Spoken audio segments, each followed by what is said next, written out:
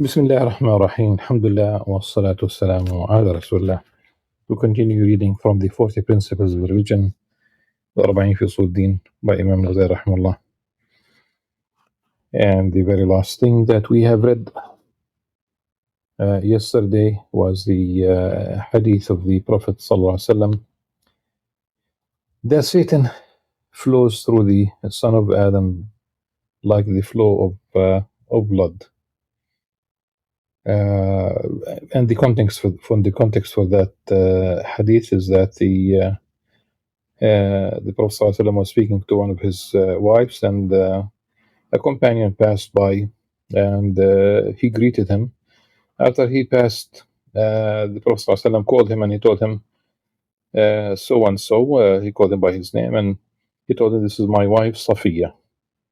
And the companion, of course, said, "Oh, Messenger of God, I would not, if I would not have thought this about you." That's the context.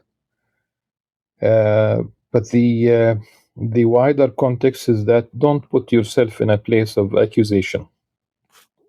And I will continue reading. And we are still reading about the relationship with the general public, really, with people. And the next one is to be at the service of people. ومنها أن تسعى في قضاء حوائج المسلمين ولو بشفاعة. Also among them is that you hurry to fulfill the needs of Muslims, even by merely interceding. And interceding here, the shafa'a, is really in good deeds and in that which is lawful. You never intercede for something that is haram.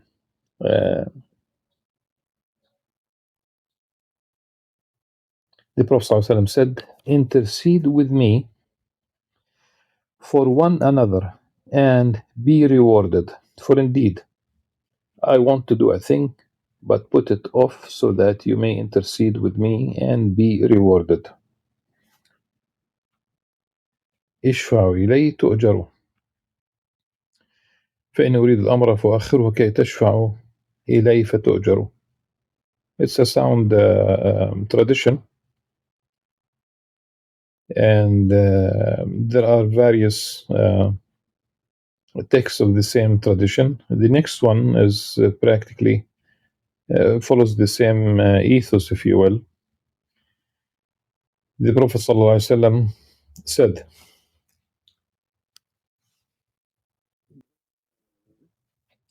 "Whoever moves for a moment during the night or the day to fulfill his brother's need, whether he fulfills it or not, is better for him than seclusion in a mosque for 2 months."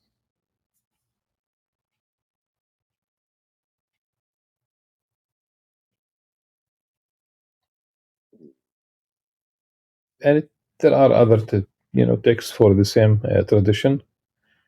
In Sahih al-Bukhari, اشفعوا تؤجروا ويقضي الله على لسان نبيه صلى الله عليه وسلم ما يشاء. So this might cover the like, of course, when we say al-Bukhari, that it has precedent because of its authenticity. Do intercede, you'll be rewarded, and Allah subhanahu wa ta'ala will dictate through the tongue of his prophet, like it will, Allah subhanahu wa ta'ala will reveal, will inspire his prophet to do that which is right, sallallahu alaihi wasallam. What Allah subhanahu wa ta'ala wills, ما يشاء Allah. And the Prophet sallallahu alaihi wasallam, the Imam Al-Ghazali mentions, it's simply a series of traditions, one after the other.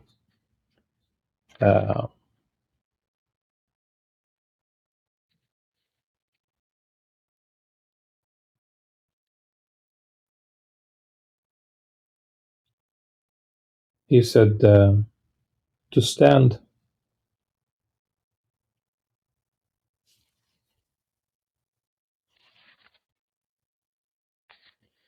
to stand with your brother for a moment. To stand with your brother for a moment is better than your seclusion in a mosque. A seclusion, what sometimes we say in English, a retreat. Uh, due, okay, in a mosque for a year. Now, there are a couple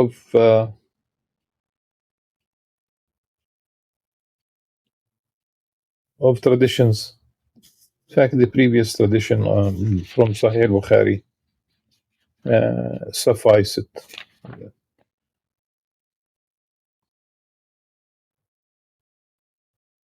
From the text of the Bayhaqi of the Hadith, من مشى في حاجة أخيه وبلغ فيها كان خير له من اعتكاف 10 سنين. Whoever basically fulfills the need of his brother, you exert effort in fulfilling your brother's need, and you achieve it, it'll be better than the itikaf, dedicating time in a mosque for 10 years.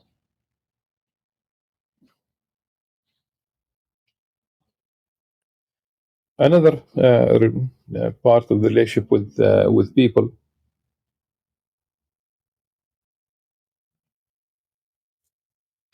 is to initiate greeting.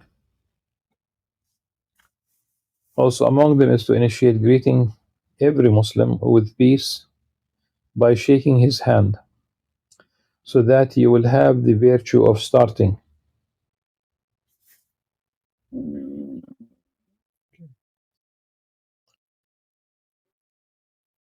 ليكون له فضل البداية. Don't wait, especially don't wait because you think the people owe you salam, though it has been said, since we talk about who should initiate the salam, the young should initiate the salam when the other person is an elderly person older than them.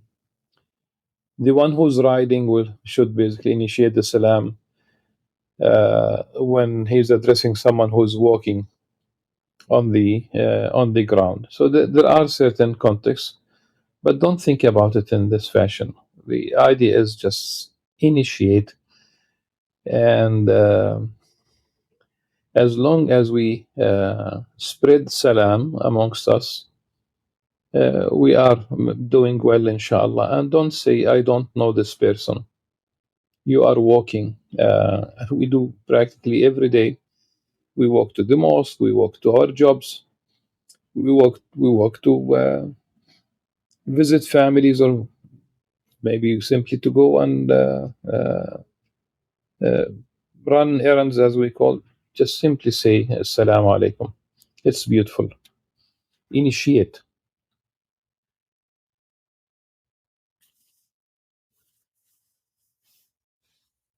So that you'll have the virtue of starting. The Prophet ﷺ said, if two Muslims meet and shake hands, 70 portions of mercy are divided between them. 69 are for the most virtuous of the two of them. The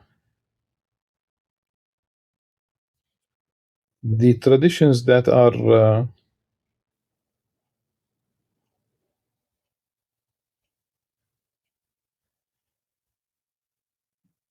okay.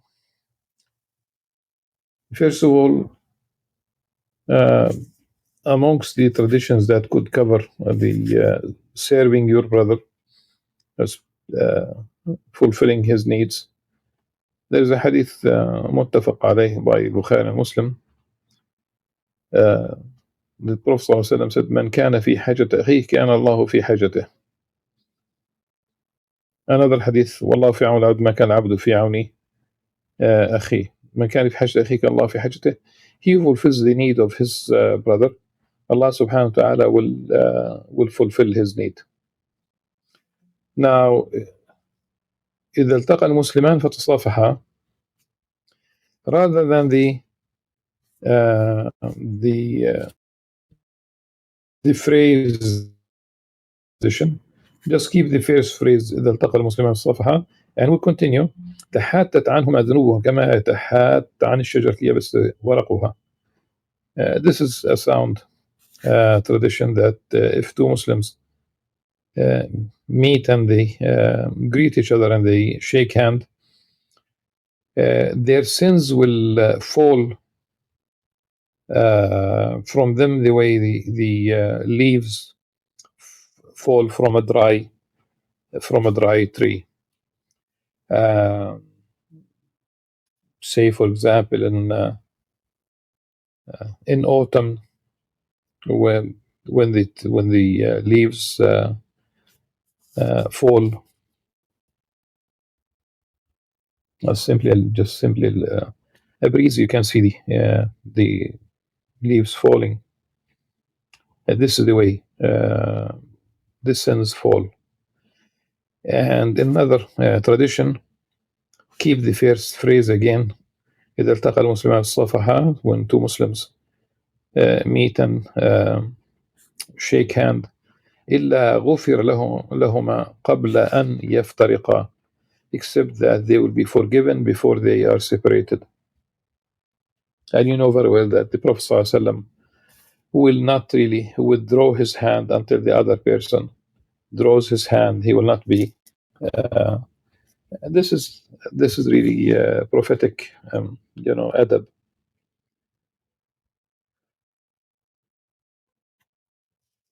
Also among them is that a person should aid his brother in his absence and defend his honor and his wealth. The Prophet ﷺ said, there is no Muslim person who supports a Muslim when his honor is disparaged or his sanctity is violated, except that Allah subhanahu wa ta'ala will support him when he would love to be supported. There is no one who forsakes a Muslim whose sanctity has been violated, except that Allah will forsake him when he would love to be supported. The text is, of course, it encourages us to defend each other, to defend each other's honor, whether it's directly being hurt or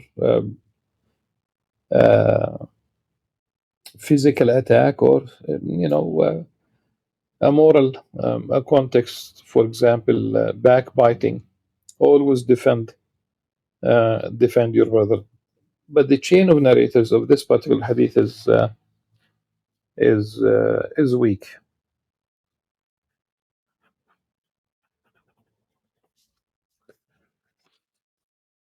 Also, among them is that you stay away from unsavory people so as to be safe from them. Aisha radiallahu anha said, a man sought permission to see Allah's Messenger sallallahu alaihi wasallam, so he said, give him permission.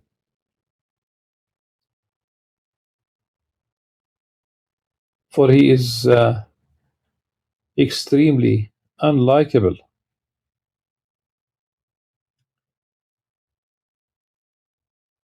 فبئس أخو العشير. بئس أخو العشيرة. When he entered, the Prophet ﷺ spoke gently to him, until I thought, this is Aisha speaking, until I thought that he had some sort of status. When he left, I asked the Prophet ﷺ about what had just happened, and he said, "Oh Aisha, truly the person is the person in the worst position with Allah on the day of the resurrection is he whom the people abandon in order to get away from his vileness, his evil."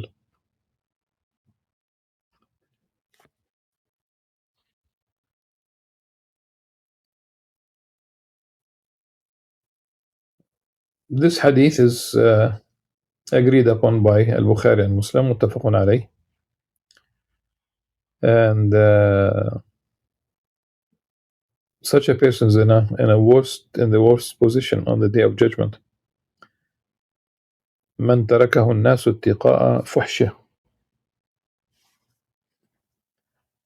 Yes. The Prophet ﷺ also said, whatever a person does to protect his honor is an act of charity for him.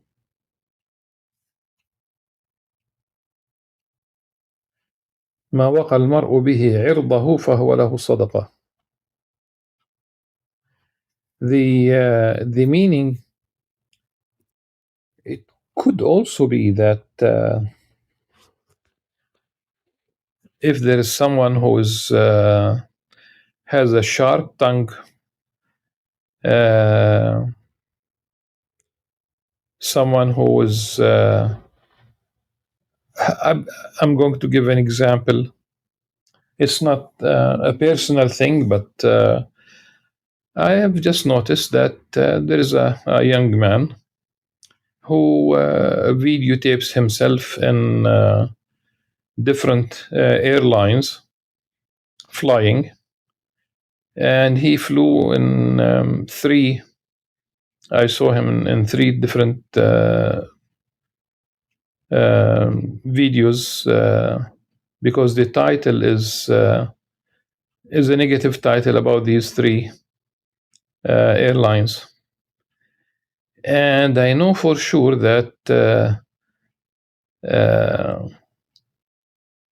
the title that he gave the videos is simply as if in a systematic way he flies in Arab and Muslim airlines and he gives them bad reviews. There's nothing to warrant that kind of. In fact, you know, at least one of them is a world-class airline. So such a person, if you, I don't know what is it, but it could be that he's looking for some financial,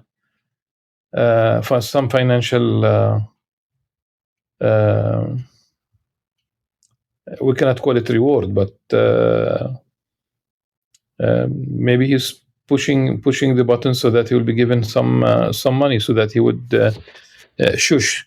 You can translate this into a personal. In the past, some poets would be given some money so that they will not, write poetry against a certain ruler. Some of them it would not be warranted by. Mutanabbi is known to have praised Kafur al-Akhshiri. Then when he was not given money, he lambasted Kafur al-Akhshiri, and he wrote one of the most racist poems in the history of Arabic literature. لا تشتري العبد إلا والعصا معه وإن العبيد أنجاس المناكيد. It's racist to the core. So if you do spend money, it is for you sadaqah in this context. And then another hadith that the Prophet ﷺ said, mingle with people with your bodies, yet be separated from them with your hearts.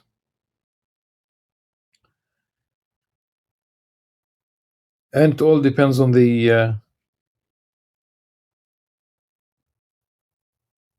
this might not be a hadith because it has been narrated موقوف على سيدنا عمر رضي الله عنه. Okay.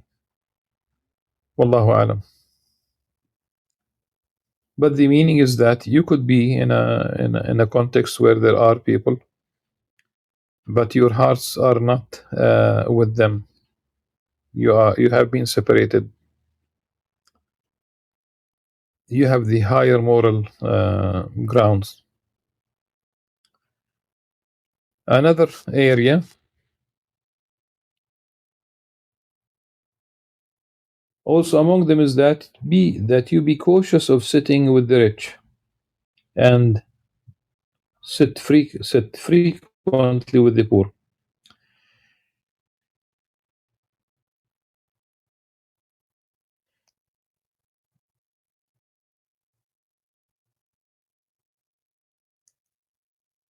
The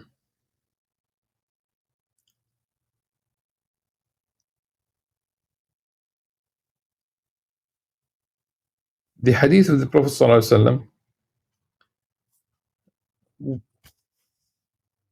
Imam Al-Ghazali dealt with this issue, and more than once, and I have addressed this issue, and when I read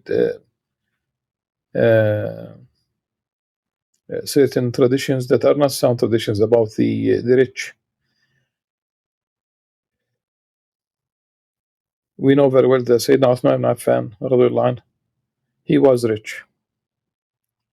We know very well that Sayyidina Abdurrahman bin Auf was rich.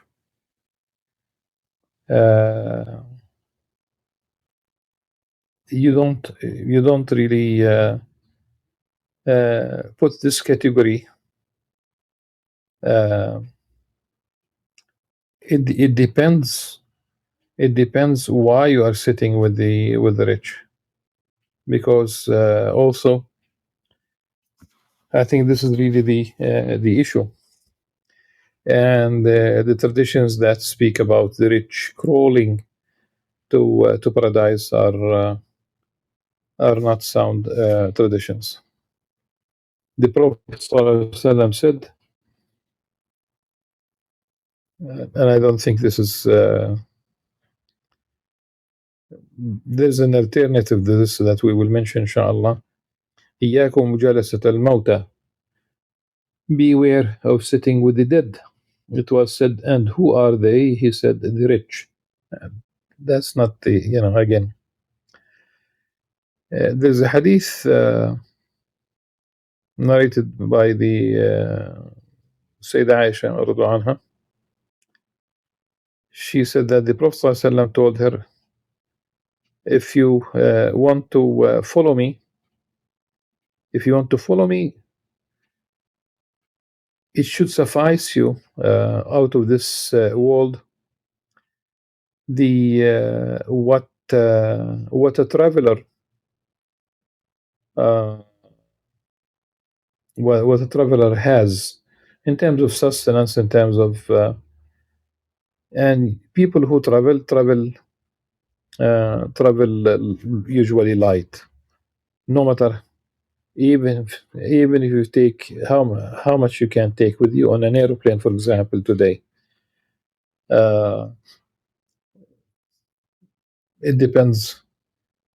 Some airlines will allow you 2 bags. Okay, and that's about 40 kilograms of clothing and stuff, compared to what you have at home, compared to what you hoard. Some people simply find it fulfilling. At any rate, in the rest of the hadith, part of it at least says that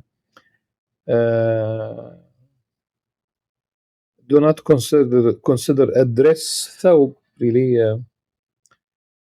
worn out until you patch it. Again, another hadith.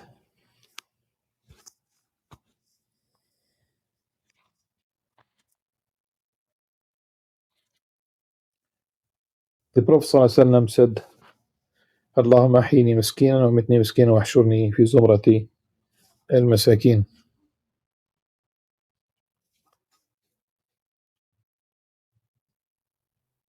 Oh Allah, make me live as a poor person, make me die as a poor person, and raise me up in the company of the poor. This has many meanings. If you don't own much, you will be held accountable to less. If you own more, you'll be held accountable on the day of judgment for that which is more. From where did you gain all this money? How did you spend it? And whether you whether basically the source of it was halal and whether you have spent it in a halal way. Also, it has a beautiful message for it should be contextualized. I think it has a beautiful message in support of the poor. When the Prophet ﷺ says that he wants to be amongst them, it does provide comfort. What we have today, yes, there are people who suffer around the globe. You have 1 billion people without fresh water, 1 billion people without sanitation, 1 billion people who are literally illiterate, 1 billion people who subsist. They used to say $1 a day, then they said $1.25 then. But regardless, one might think of the Prophet ﷺ leaving his home at night because he was hungry, and he would find his companions also being hungry. And Aisha said at one point that there were 2 months in which she did not, neither her nor other wives of the Prophet, they did not really, ignite fire for cooking, and they subsisted on water and dates, except a gift when one of the companions from amongst the Ansar of Medina would send a gift of milk to them. 2 months without cooking. Things were a bit tough for that early generation of Muslims who sacrificed so much so that we will be where we are today. Subhanallah. They were persecuted, they suffered, they paid a very high price. No prophet was ever welcomed with open arms. Next, we move from the hadith of the Prophet ﷺ to a couple of a narrative about Sayyidina Sulaiman alayhi salam, a narrative about Sayyidina Musa alayhi salam, and we would stop right there after these two narrations.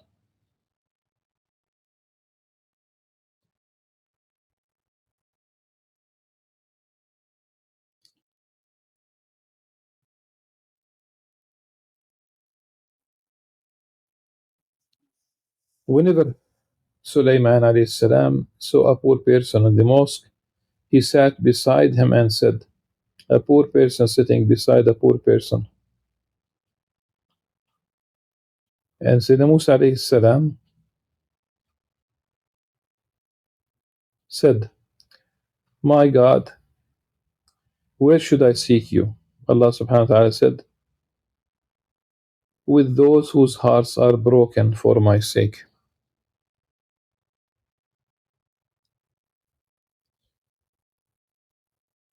And in fact, one should really be in such company. Yes.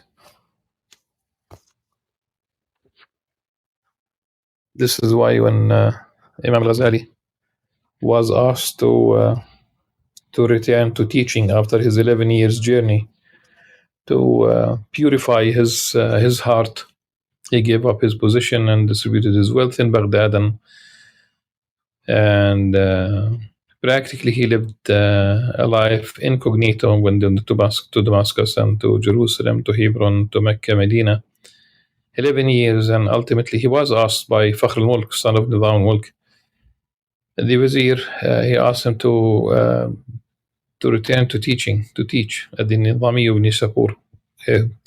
First phase was teaching at the Nizami of Baghdad. Stud.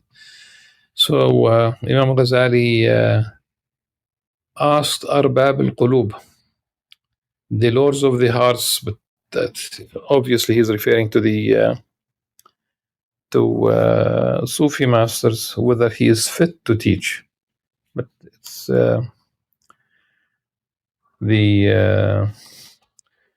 I think the birds of feather here, the feathers are the hearts.